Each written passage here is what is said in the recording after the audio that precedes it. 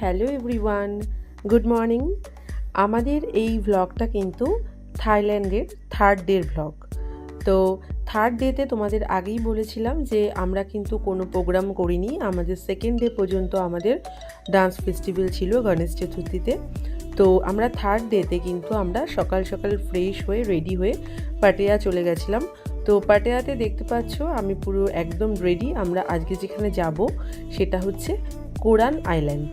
তো এই কোরান আইল্যান্ড তোমরা যারা থাইল্যান্ড ভিজিট করেছো বা থাইল্যান্ডে পাটেয়াতে তোমরা যারা গেছো তারা জানো যে কতটা সুন্দর। আমরা এখন বোটে রয়েছি। ভীষণ কি বলবো, ভীষণ ফ্লো হচ্ছিল জলে, যার জন্য সমুদ্রের মধ্যে এরকম বোট যখন রাইড হয় তখন এরকমই হয়। এবং আমার একটু প্রবলেম হচ্ছিল, যেহেতু এত আপ ডাউন হচ্ছিল সেই জন্য আমার একটু ভমিটিংয়ের প্রবলেম হয়। তো সেটা আমি ফেস করছিলাম ভীষণভাবেই। সকালে ব্রেকফাস্ট করে গেছিলাম কিন্তু আমার ভমিটিং হয়েছিল, একটু অসুস্থ হয়ে গেছিলাম। যাই হোক, সবাইকে সেফটির জন্য লাইফ জ্যাকেট দেওয়া হয়েছিল। দেখতে পাচ্ছ আমার হাজবেন্ড, সন্টাই, আমি এবং এখানে স্যাররা রয়েছেন। প্রত্যেকে আমরা লাইফ জ্যাকেট পরে বসে আছি এবং খুব এনজয় করছি। আমরা এখন কোরাল আইল্যান্ডের পুরো মিডিলে চলে যাব এখান থেকে। তো যাই হোক, যে পাটেয়া যে বিচটা তোমরা দেখছিলে এতক্ষণ, সেখান থেকে কিন্তু আমরা বোটে করে একদম কোরাল আইল্যান্ডের একদম কিন্তু আমরা মিডিলে চলে যাব। আর সেখান থেকে আমরা কিছু রাইড করব, যেগুলো হচ্ছে আন্ডার ওয়াটার ছিল, প্যারাসেলিং ছিল, ব্যানানা বোট ছিল। এগুলো কিন্তু ভীষণ একটা সুন্দর এক্সপিরিয়েন্স। মানে ইন্টারন্যাশনাল পাটেয়া অ্যান্ড ব্যাংকক ট্যুর যারা করো এবং তোমরা জানো সকলেই যে এই রাইডগুলো কিন্তু ভীষণ সুন্দর। তো যাই হোক, আমাদের ফার্স্ট টাইম একটা এক্সপিরিয়েন্স ছিল। আর জলটা জাস্ট দেখতে পাচ্ছ, যে সমুদ্রের জলটা জাস্ট কালারটা অসাধারণ লাগছিল, ভীষণই সুন্দর। তো চলো তোমাদেরকে দেখাবো এবার। এইখানে আমরা সবাই মোটামুটি টিকিট কেটে নিয়েছিলাম। তো টিকিট কেটে নেওয়ার পরে আমাদের হাতে একটা ব্যান্ড দেওয়া হয়েছিল। সেটা কনফার্ম করার পরে আমরা কিন্তু প্যারাসেলিংয়ের জন্য রেডি। আমি ভীষণ ভীষণ এক্সাইটেড। একটু ভয় লাগছিল, কিন্তু সন্টায়ের একদমই ভয় লাগছিল না। ও ফার্স্ট টাইম, কিন্তু একটুও ভয় পাচ্ছিল না ও। যাই হোক, আমি কিন্তু ভীষণই ভয় পাচ্ছিলাম প্রথম, কিন্তু যখন আমি ফ্লাই করলাম তখন কিন্তু একদমই ভয় ছিল না। মনে হচ্ছিল আমি পুরো উড়ে যাচ্ছি। মানে পাখি যেরকম আকাশে উড়লে যেমন একটা ফিল হয়, সেই ফিলটাই হচ্ছিল। এই রিলসটা যখন আমি পোস্ট করেছিলাম অনেকেই জিজ্ঞাসা করেছো যে মৌমিতা ভয় লাগছিল না? না, সত্যি ভয় লাগছিল না। প্রথমে একটু লাগছিল, যখন আমি একদম উঠে গেলাম ওপরের দিকে আস্তে আস্তে, তখন কিন্তু একদমই ভয় লাগছিল না। মনে হচ্ছিল এই 10 মিনিট 5 মিনিট এইটুকু রাইড করে ভালো লাগছে না, আরেকটু যদি থাকতে পারতাম আকাশে। মানে জাস্ট বডিটা হালকা হয়ে গেছিলো একদম। ভীষণ মজা হয়েছিল আর ভীষণ একটা সুন্দর এক্সপিরিয়েন্স ছিল। তারপর সন্টাইকে দেখো, ও কিন্তু ভীষণ, মানে কি বলবো, ওইটুকু বাচ্চা, ও একদমই ভয় পায়নি, ভীষণ এক্সাইটেড ছিল।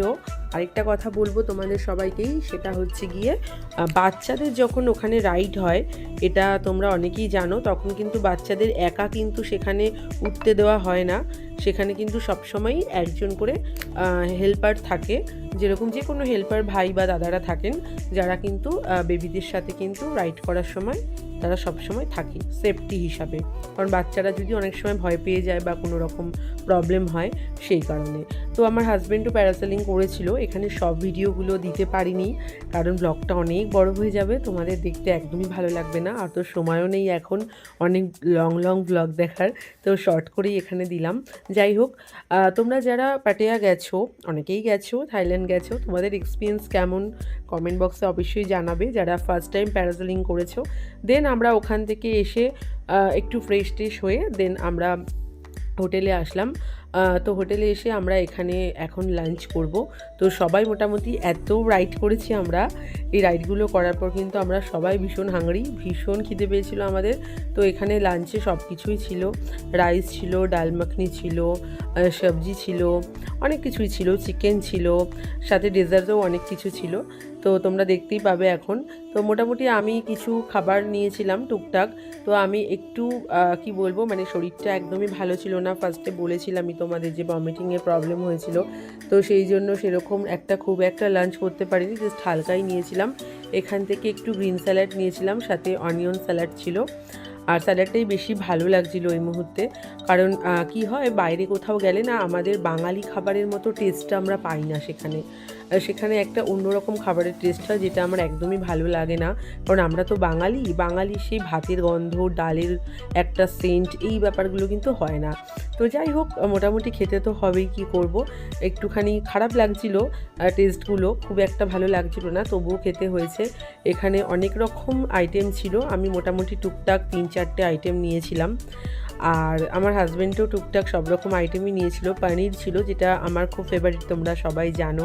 তো এই সব কিছু নিয়ে আমরা বসে পড়লাম খেতে। এদিকে সন্টাইও চলে এসছে। সন্টাইও এখান থেকে পায়েস নিয়ে নিয়েছিল, রায়তা নিয়ে নিয়েছিল, সাথে ও একটু রুটি খেতে ভালোবাসে, তো এখানে তন্দুর ছিল, রুমালি ছিল, এগুলো তো নিয়েছিলই।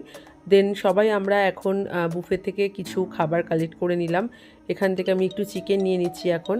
চিকেনটাও বেশ টেস্টি ছিল।